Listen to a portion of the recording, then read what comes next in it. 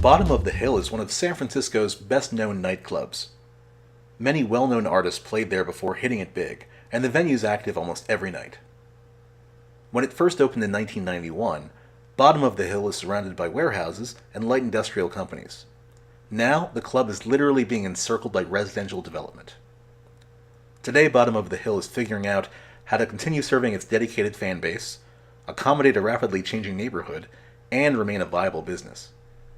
It's a destination spot and always has been. We've never drawn on even the neighbors on Potrero Hill. It's definitely a different clientele than is our target audience, which is in general young people who like rock and roll and in general aren't as affluent as it takes to live behind us up the hill. Do you own or rent this space? We own it. We're not going to get evicted. That's not what we're worried about. The concern is that we're in the middle of some of the most quick development we have ever seen, and we've been looking at it since the dot-com boom, when it was troubling back then. The Willie Brown era brought a lot of unbridled development, but that pales in comparison to what we're seeing now. And we're very much involved with the neighborhood as far as trying to work with developers and with architects. However, we're not going to stop change. We know it's coming. We're not even opposed to change. We just want to make sure that we can coexist with what's coming up down the pike. What we're going to have very soon is approximately 300 condos across the street. And right now we're on the back patio of Bottom of the Hill. We're about to have 2 sets of condos on either side of our patio where people take a break from the show and have a conversation or have a smoke or drink their beer at night. And that's going to be directly abutting with people living their lives. And although you could say, why would they complain about noise when they knowingly and voluntarily moved in next to a nightclub, unfortunately, that's what we see over and over again in this city, and we have been for quite some time. It's so unpredictable to see if there's 1,000 new people living across the street, if they'll be placated by us saying, we'll take care of the noise, and we're patrolling the streets, and we're watching for safety, and we're picking trash up. So that's an unknown, and I guess we'll see when it happens.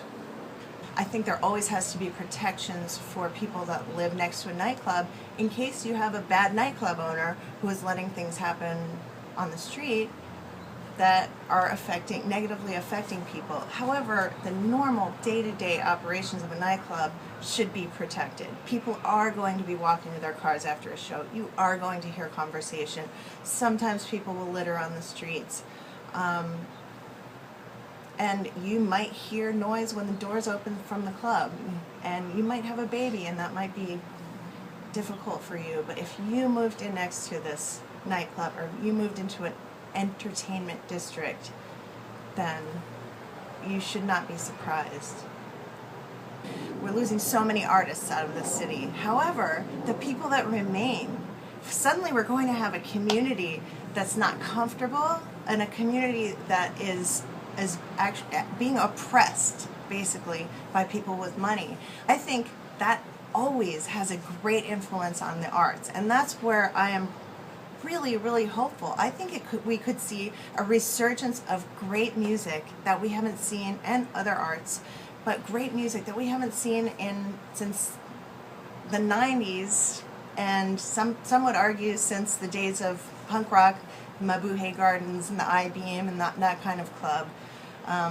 I think that we've had several musical renaissances in this city, but that we're due for another one, that we've become a little bit complacent, and I think that the trouble ahead is going to help and foster an era of artistic community. You can't stop people from coming to the city. They're going to come. I'm glad you can't, because I came here 20 years ago and the city welcomed me, and I think it should continue to be a welcoming city.